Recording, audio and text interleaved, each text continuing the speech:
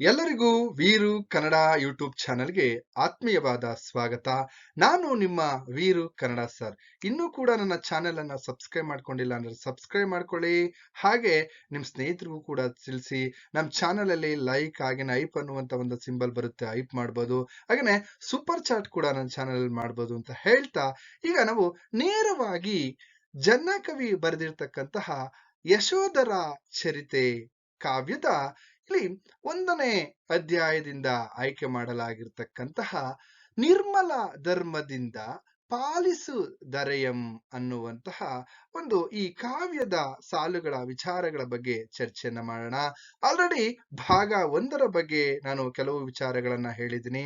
ಹಾಗಾಗಿ ಈಗ ನೇರವಾಗಿ ಭಾಗ 2ರ ವಿಚಾರಗಳನ್ನ ಚರ್ಚೆಯನ್ನ ಮಾಡೋಣ ಅಂತ ಹೇಳ್ತಾ, ಈಗ ನಾನು ಹಿಂದಿನ ತರಗತಿಯಲ್ಲಿ ಹೇಳ್ದ ಹಾಗೇನೆ ಈಗ ಅಭಯರುಚಿ ಮತ್ತು ಇಲ್ಲಿ ಅಭಯಮತಿ ಇಬ್ಬರು ಕೂಡ ಮಾರಿಗುಡಿ ಅಥವಾ ಚಂಡಮಾರಿ ದೇವತೆಯ ಗುಡಿಯನ್ನ ಪ್ರವೇಶ ಮಾಡಿದ್ದಾರೆ. ಅಂದ್ರೆ ಚಂಡಕರ್ಮ ಏನ್ ಮಾಡಿದಾನಪ್ಪ ಅಂತಂದ್ರೆ ಅವರಿಬ್ಬರನ್ನ ಎಳೆದುಕೊಂಡು ಇಲ್ಲಿ ಚಂಡಮಾರಿ ದೇವತೆ ಗುಡಿಯ ಹತ್ತಿರ ಕರೆದುಕೊಂಡು ಬಂದಿದ್ದಾನೆ. ಇಲ್ಲಿ ನಮ್ಗೆ ನೇರವಾಗಿ ಈ 2 ತರಗತಿಯಲ್ಲಿ ನಿಮ್ಗೆ ಸುಮಾರು 6 ಅಂಕದ ಭಾವಾರ್ಥಗಳನ್ನ ಕೇಳ್ತಾರೆ. ಹಾಗೇನೆ 5 ಅಂಕದ ಪ್ರಶ್ನೆಗಳು ಬರುವ ಸಾಧ್ಯತೆ ಇದೆ. ಹಾಗೇನೆ 10 ಅಂಕದ ಪ್ರಶ್ನೆಗಳನ್ನ ಕೇಳ್ತಾರೆ. ಹಾಗಾಗಿ ಇಲ್ಲಿ ಒಂದು ಬಹುಮುಖ್ಯವಾಗಿರ್ತಕ್ಕಂತಹ ಪ್ರಶ್ನೆಯನ್ನ ನಾನು ಆಲ್ರೆಡಿ ನಿಮ್ಗೆ ತಿಳಿಸ್ತಾ ಹೋಗ್ತೀನಿ. ಈಗ ನೋಡಿ, ಮಾರಿಗುಡಿಯ ಭಯಾನಕ ಸನ್ನಿವೇಶವನ್ನ ವರ್ಣಿಸಿ ಅಂತಕ್ಕಂತಹದ್ದು 10 ಅಂಕದ ಪ್ರಶ್ನೆಯನ್ನ ಕೇಳ್ತಾರೆ.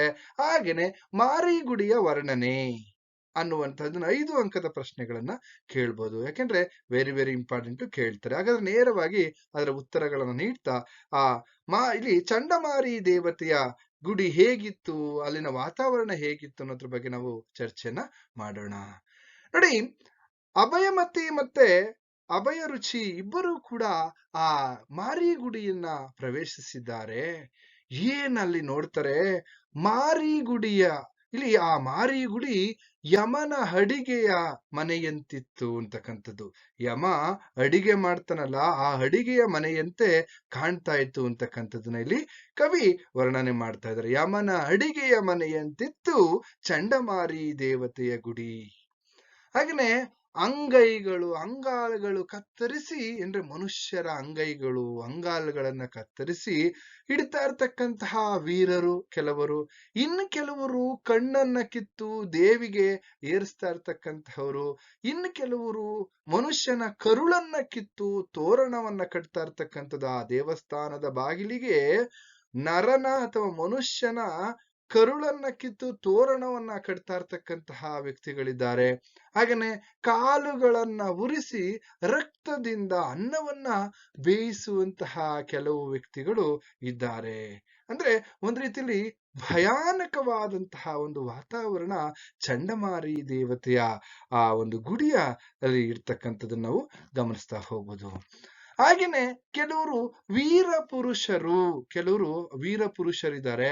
ಆ ವೀರ ಪುರುಷರು ಬಾಯಿಯನ್ನ ಬಗಿದು ಅಂಗುಳು ಕಾಣುವಂತೆ ಮಾಡಿ ಅಲ್ಲಿಗೆ ಅಲ್ಲಿ ಗಾಳವನ್ನ ಚುಚ್ಚಿ, ಅಂದ್ರೆ ಬಾಯಿ ಬೀಗ ಅಂತ ಹೇಳ್ತೀವಲ್ಲ, ಆ ರೀತಿ ಗಾಳಗಳನ್ನ ಚುಚ್ಚಿ ಎಲ್ಲೋ ಒಂದ್ ಕಡೆ ನೆತ್ತಿಯಲ್ಲಿ ಹೊರಬರುವಂತೆ ಎತ್ತರದಲ್ಲಿ ತೂಗಾಡಿಸುವ ವೀರ ಪುರುಷರು ಸಾಲಾಗಿ ಕಾಣಿಸ್ತಾ ಇದ್ದಾರೆ. ನಾವು ಹೊಲದಲ್ಲಿ ಎಲ್ಲೋ ಒಂದ್ ಕಡೆ ಬೆದರುಗೊಂಬೆ, ಅಂದ್ರೆ ಪಕ್ಷಿಗಳು ಎದುರುಕೊಳ್ಳಿ ಅಂತ ಹೇಳಿ ಬೆದರು ಬೊಂಬೆಯನ್ನ ನಿಲ್ಲಿಸ್ತೀವಲ್ಲ, ಹಾಗೆ ಆ ಮಾರಿಗುಡಿಯ ಸುತ್ತಲೂ ಕೂಡ ಈ ವೀರ ಪುರುಷರು ಅಲ್ಲಿ ಈ ಪಾಪದ ಬೆಳೆಯನ್ನ ರಕ್ಷಿಸುವುದಕ್ಕೆ ಆ ವೀರ ಪುರುಷರು ಅಲ್ಲಿ ನಿಂತಿದ್ದಾರೆ. ಹಾಗೇನೆ ಇನ್ನೊಂದ್ ಕಡೆ ಮನುಷ್ಯರೇ ಅಲ್ಲ, ಮನುಷ್ಯರು ಒಂದು ಕಡೆ ಆದ್ರೆ, ಇನ್ನೊಂದು ಕಡೆ ಬಲಿಗಾಗಿ ತಂದಿರ್ತಕ್ಕಂತಹ ಆಡು, ಕುರಿ, ಕೋಳಿ, ಕೋಣ ಎಲ್ಲ ಮುಂತಾದಂತಹ ಪ್ರಾಣಿಗಳು, ಇಡೀ ಪ್ರಾಣಿ ಸಮುದಾಯ ಎಲ್ಲವೂ ಕೂಡ ಅಲ್ಲಿ ನೆರೆದಿದೆ. ಅಲ್ಲಿ ಪ್ರಾಣಿಗಳನ್ನು ಕೂಡ ಬಲಿ ಕೊಡ್ತಾ ಇರ್ತಕ್ಕಂಥ ನಾವಿಲ್ಲಿ ಗಮನಿಸ್ತಾ ಹೋಗ್ಬೋದು. ಯಾಕೆಂದ್ರೆ ಇಡೀ ಆ ಪ್ರಾಣಿಗಳ ಒಂದು ಕರ್ಕಶವಾದಂತಹ ಅಥವಾ ಪ್ರಾಣಿಗಳು ಅರಚುವಂತಹ ಧ್ವನಿ ಇಡೀ ಕಾಡನ್ನ ವ್ಯಾಪಿಸಿರ್ತಕ್ಕಂಥದ್ದನ್ನು ನಾವಿಲ್ಲಿ ಗಮನಿಸ್ತಾ ಹೋಗ್ಬೋದು. ಒಂದ್ ಕಡೆ ನೆಲವು ಒಣಗಿ ಸ್ವಾಭಾವಿಕವಾಗಿ ಬಿರುಕು ಬಿಟ್ಟಂತೆ ಆ ಮೂಕ ಪ್ರಾಣಿಗಳ ಸಂಕಟ ಇಡೀ ಕಾಡೆ ಅಳುವಂತೆ ಭಾಸವಾಗ್ತಾ ಇತ್ತು. ಇನ್ನೊಂದು ಕಡೆ ಭೂಮಿ ತಾಯಿಯ ಹೆದೆ ಒಡೆದುಕೊಂಡಂತೆ, ಭೂಮಿ ತಾಯಿಯು ಹೆದೆ ಹೊಡೆದುಕೊಂಡಂತೆ ಭಾಸವಾಗ್ತಾ ಇತ್ತು. ಅಷ್ಟರ ಮಟ್ಟಿಗೆ ಆ ಒಂದು ಭಯಾನಕ ರೌದ್ರವಾದಂತಹ ಒಂದು ವಾತಾವರಣ ಅಲ್ಲಿ ಸೃಷ್ಟಿಯಾಗಿತ್ತು ಅಂತಕ್ಕಂಥ ನಾವಿಲ್ಲಿ ಗಮನಿಸ್ತಾ ಹೋಗ್ಬೋದು. ಹಾಗೇನೆ ಮುಂದುವರೆದಂತೆ ಆ ಚಂಡಮಾರಿ ದೇವತೆಯ ವರಾಂಗಣ ಪ್ರಕಾರದಲ್ಲಿ ಹೇಗಿತ್ತಪ್ಪ ಅಂತಂದ್ರೆ, ದಿಕ್ಕು ದಿಕ್ಕುಗಳಲ್ಲಿಯೂ ಬಲಿಯಾಗಿದ್ದಂತಹ ಮನುಷ್ಯನ ತಲೆಬುರುಡೆಗಳನ್ನ ಸಾಲಾಗಿ ಇಲ್ಲಿ ಜೋಡಿಸಲಾಗಿತ್ತು ಅಂತ. ಪೂರ್ವ, ಪಶ್ಚಿಮ, ಉತ್ತರ, ದಕ್ಷಿಣ ಎಲ್ಲಾ ದಿಕ್ಕುಗಳಲ್ಲಿಯೂ ಕೂಡ, ಸುಮಾರು 8 ದಿಕ್ಕುಗಳಲ್ಲಿಯೂ ಕೂಡ ಮನುಷ್ಯನ ತಲೆಬುರುಡೆಗಳನ್ನ ಜೋಡಿಸಲಾಗಿತ್ತು ಸಾಲಾಗಿ ಅಂತಕ್ಕಂಥದ್ದು ನಾವಿಲ್ಲಿ ಗಮನಿಸ್ತಾ ಹೋಗ್ಬೋದು. ಒಂದ್ ಕಡೆ ಮಾರಿ ದೇವಿಯು ಮಾಂಸವನ್ನ ಬಹಳವಾಗಿ ಬಯಸಿ ಹೊರಾಂಗಣದ ಒಂದ್ ಕಡೆ ಜೀವ ಸಮುದಾಯವನ್ನ ಹಲವು ಮುಖಗಳಿಂದ ನೋಡುತ್ತಿದ್ದಾಳೇನೋ ಅನ್ನುವಂತ ರೀತಿಯಲ್ಲಿ ಆ ನರಮನುಷ್ಯನ ತಲೆಬುರುಡೆಗಳನ್ನ ದೇವಸ್ಥಾನದ ಈ ಪ್ರಾಂಗಣದಲ್ಲಿ ಜೋಡಿಸಲಾಗಿತ್ತು.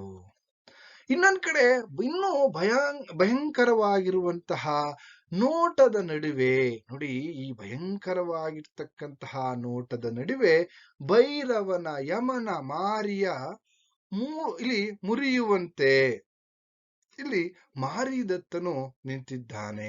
ಭೈರವನ ರೀತಿಯಲ್ಲಿ, ಯಮನ ರೀತಿಯಲ್ಲಿ ಮಾರಿದತ್ತ ನಿಂತಿರ್ತಕ್ಕಂತಹ ಒಂದು ಸನ್ನಿವೇಶವನ್ನು ನಾವಿಲ್ಲಿ ಗಮನಿಸ್ತಾ ಹೋಗ್ಬೋದು.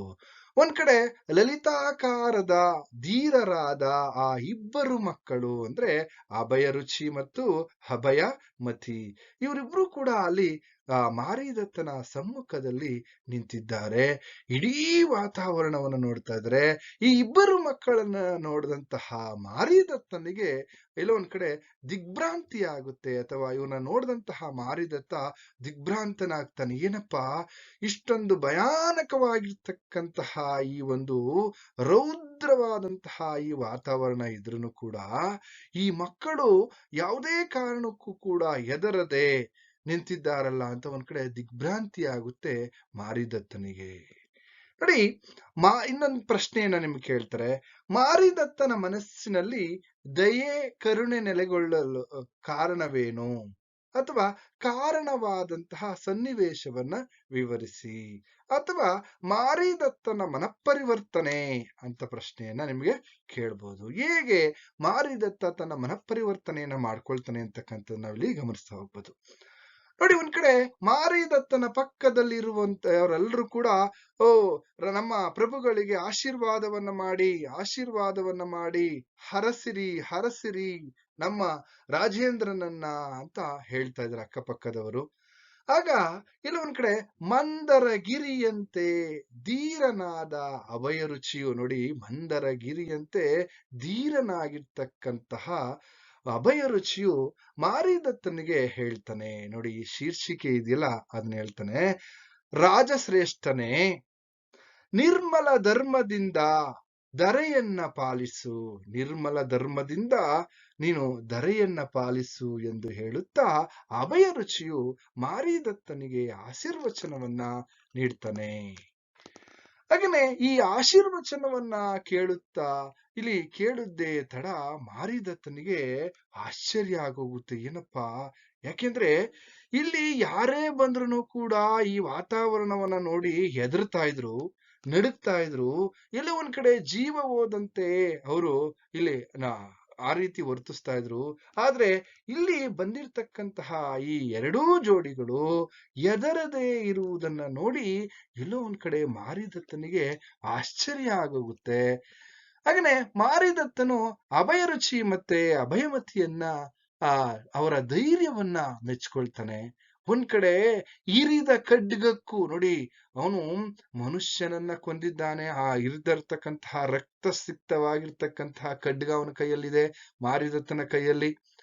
ಹಾಗೇನೆ ನನಗೂ ಒಂದ್ ಕಡೆ ಯಮನ ಸ್ವರೂಪಿಯಂತೆ ನಿಂತ್ಕೊಂಡಿದ್ದಾನೆ ಮಾರಿದತ್ತ, ಅವನಿಗೂ ಕೂಡ ಹೆದರ್ತಾ ಇಲ್ಲ. ಒಂದಿಷ್ಟೂ ಕೂಡ ಎದರದೆ ಧೈರ್ಯದಿಂದ ನಿಂತುಕೊಂಡು ಪ್ರೀತಿಯ ಮಾತುಗಳನ್ನ ಆಡಿರ್ತಕ್ಕಂತಹ ಇವರ ನಡತೆ ಬಹಳ ದೊಡ್ಡದು ಅಂತ ಮಾರಿದತ್ತ ಅಭಯರುಚಿ ಮತ್ತೆ ಅಭಯಮತಿಯನ್ನ ಹೊಗಳುತ್ತಾ ಇದ್ದಾನೆ. ನಿಜವಾಗಿಯೂ ಕೂಡ ಈ ಕುಮಾರರು ಧೈರ್ಯವಂತರು, ಧೀರರು ಅಂತ ಮಾರಿದತ್ತ ಹೇಳ್ತಾ ಇದ್ದಾನೆ. ಹಾಗೆ ಮುಂದುವರೆದಂತೆ ಅಭಯರುಚಿ ಅಭಯಮತಿಯರನ್ನ ನೋಡಿ ಜೋಡಿ ಚಂದ್ರರು ಮನುಷ್ಯನ ರೂಪವನ್ನ ಧರಿಸಿಕೊಂಡು ಈ ಭೂಲೋಕದಲ್ಲಿ ಹುಟ್ಟಿ ಬಂದಿದ್ದಾರೆ ಅಂತ ಮಾರಿದತ್ತ ಹೇಳ್ತಾ ಇರ್ತಕ್ಕಂಥ ನಾವಿಲ್ಲಿ ಗಮನಿಸ್ತಾ ಹೋಗ್ಬೋದು. ಅಂದ್ರೆ ಜೋಡಿ ಚಂದ್ರರು ಈ ಭೂಲೋಕದಲ್ಲಿ ಆ ಮನುಷ್ಯ ಸ್ವರೂಪಿಯಾಗಿ ಮನುಷ್ಯ ರೂಪಿಗಳಾಗಿ ಈ ಭೂಲೋಕದಲ್ಲಿ ಹುಟ್ಟಿ ಬಂದಿದ್ದಾರೆ, ಈ ಭೂಲೋಕಕ್ಕೆ ಹುಟ್ಟಿ ಬಂದಿದ್ದಾರೆ ಅಂತ ಮಾತನ್ನ ಹೇಳ್ತಾ, ಅಷ್ಟೇ ಅಲ್ಲದೆ ಇವರ ಕಾಂತಿಯನ್ನ ಮೆರೆಯುತ್ತಾ ನಿಜವಾಗಿಯೂ ಇವರ ಸೌಂದರ್ಯವು ಕಣ್ಣಿಗೆ ತಾವರ ರಾಜನಂತೆ ಮಧುರವಾಗಿದೆ. ಈ ಬಾಲಕರನ್ನ ಕಂಡವನು ನಾನೇ ಪುಣ್ಯವಂತಹ, ಇಂದ ಬಾಲಕರನ್ನ ನೋಡಿದಂತಹ ನನ್ನ ಕಣ್ಣೇ ಪುಣ್ಯ ಮಾಡಿತ್ತು ಅನ್ನುವ ರೀತಿಯಲ್ಲಿ ಮಾರಿದತ್ತ ಇಲ್ಲಿ ಅಭಯರುಚಿ ಮತ್ತೆ ಅಭಯಮತಿಯನ್ನ ಹೊಗಳುತ್ತಾ ಇರ್ತಕ್ಕಂಥ ನಾವಿಲ್ಲಿ ಗಮನಿಸ್ತಾ ಹೋಗ್ಬೋದು. ಹೀಗೆ ಮಾರಿದತ್ತ ಹೇಳ್ತಾ ಮಕ್ಕಳೇ ಮತ್ತೆ ಅಷ್ಟಕ್ಕೆ ಇನ್ನೊಂದ್ ಕಡೆ ಆ ಮಕ್ಕಳನ್ನ ಪ್ರಶ್ನೆ ಮಾಡ್ತಾನೆ. ಮಾರಿದತ್ತ ಅಭಯರುಚಿ ಮತ್ತೆ ಅಭಯಮತಿಯನ್ನ ಪ್ರಶ್ನೆ ಮಾಡ್ತಾ ಹೋಗ್ತಾನೆ. ಮಕ್ಕಳೇ, ನಿಮ್ಮ ಕುಲ ಯಾವುದು? ಯಾವ ಜಾತಿಯವರು? ನೀವು ಯಾರ ಮಕ್ಕಳು? ಎಲ್ಲಿಂದ ಬಂದ್ರಿ? ಈ ಚಿಕ್ಕ ವಯಸ್ಸಿನಲ್ಲಿಯೇ ಯಾಕೆ ಈ ಭಿಕ್ಷಾವೃತ್ತಿಯನ್ನ, ಯಾಕೆ ಭಿಕ್ಷೆ ಬೇಡ್ತಾ ಇದ್ದೀರಾ? ಈ ಚಿಕ್ಕ ವಯಸ್ಸಿನಲ್ಲಿಯೇ ಯಾಕೆ ಈ ಭಿಕ್ಷಾವೃತ್ತಿಯನ್ನ ಮಾಡ್ತಾ ಇದ್ದೀರಾ ಅಂತ ಮಾರಿದತ್ತ ಈ ಮಕ್ಕಳನ್ನ ಪ್ರಶ್ನೆ ಮಾಡ್ತಾನೆ. ಪ್ರಶ್ನೆ ಮಾಡಿದಂತಹ ಸಂದರ್ಭದಲ್ಲಿ ಆಗ ಅಭಯರುಚಿ ಮಾರಿದತ್ತನಿಗೆ ಹೇಳ್ತಾನೆ, ಅರಸನೇ ಕೇಳು, ರಾಜನೇ ಕೇಳು, ನಮ್ಮ ಚಾರಿತ್ರ್ಯ, ನಮ್ಮ ನಡವಳಿಕೆ ಇದೆಯಲ್ಲ ನಿರ್ಮಲವಾದದ್ದು. ನೋಡಿ ಯಾವ ರೀತಿ ಹೇಳ್ತಾನೆ ಅಂತ ಅಂದ್ರೆ, ಹಂಗಾದ್ರೆ ಮಾರಿದತ್ತನ ನಡವಳಿಕೆ ನಿರ್ಮಲವಾಗಿಲ್ವಾ, ಶುದ್ಧವಾಗಿಲ್ವಾ ಅವನ ನಡವಳಿಕೆ? ಅಲ್ಲಿ ನಮ್ಮ ನಡವಳಿಕೆ ನಿರ್ಮಲವಾದದ್ದು ಧರ್ಮಪರವಾದವರಿಗೆ ಮಾತ್ರ ರುಚಿಸಬಲ್ಲದು, ಇತರರಿಗೆ ಮೆಚ್ಚಿಸಲಾರದು. ನಾವು ಯಾರನ್ನೋ ಇಲ್ಲಿ ಮೆಚ್ಚಿಸೋದಕ್ಕೆ ನಾವು ಬಂದಿಲ್ಲ.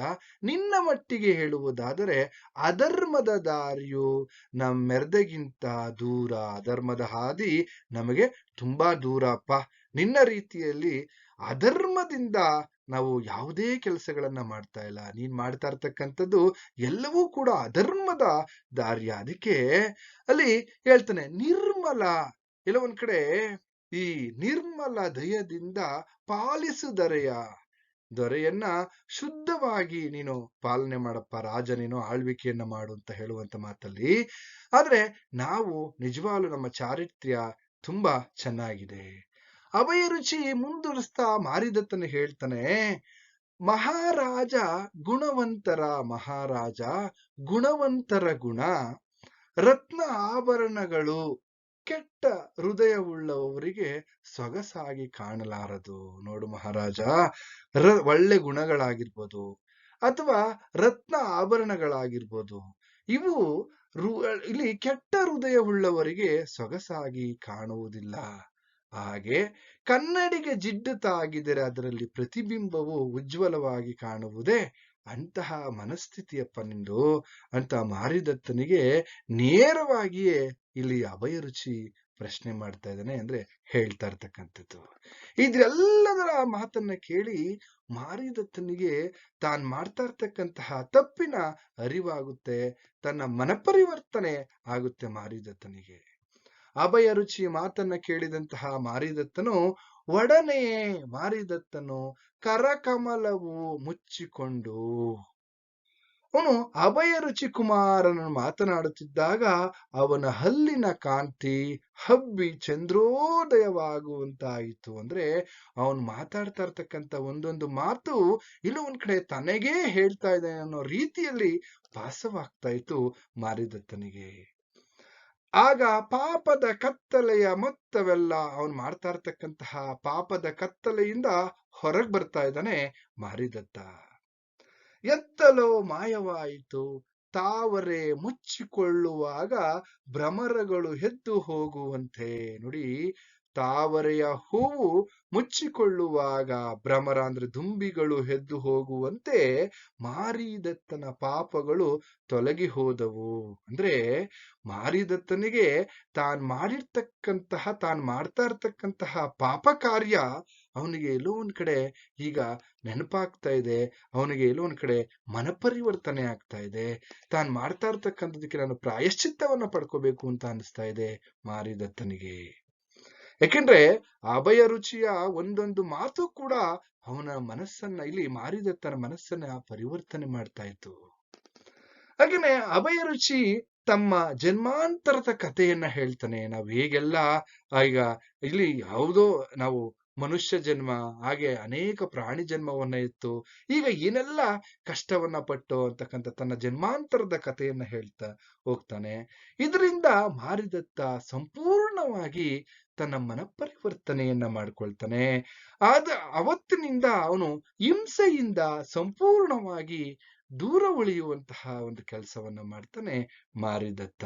ನೋಡಿ, ಅಭಯ ರುಚಿಯ ಮಾತಿನಿಂದ ಮಾರಿದತ್ತನ ಮನಸ್ಸು ಹೇಗೆ ಪರಿವರ್ತನೆಗೊಂಡಿತ್ತು ಅಂತಕ್ಕಂಥದ್ದು, ಅಥವಾ ಅಭಯ ರುಚಿ ತನ್ನ ಜನ್ಮಾಂತರಗಳ ವಿಚಾರವನ್ನ ಹೇಳಿದಂತಹ ಸಂದರ್ಭದಲ್ಲಿ ಮಾರಿದತ್ತನ ಮನಸ್ಸು ಹೇಗೆ ಪರಿವರ್ತನೆಗೊಂಡಿತ್ತು ಅಂತಕ್ಕಂತಹ ಒಂದು ವಿಚಾರವನ್ನ ನಾವಿಲ್ಲಿ ಗಮನಿಸ್ತೀವಿ. ಇದಿಷ್ಟು ಈ ಒಂದು ಕಾವ್ಯ ಭಾಗದ ಸಾರಾಂಶ ಅಂತ ಹೇಳ್ತಾ ನಿಮ್ಗೆಲ್ರಿಗೂ ಕೂಡ ಶುಭವಾಗ್ಲಿ ಅಂತ ಹೇಳಿ ಇಲ್ಲಿಗೆ ಈ ತರಗತಿಯನ್ನ ನಿಲ್ಲಿಸ್ತಾ ಇದ್ದೇನೆ.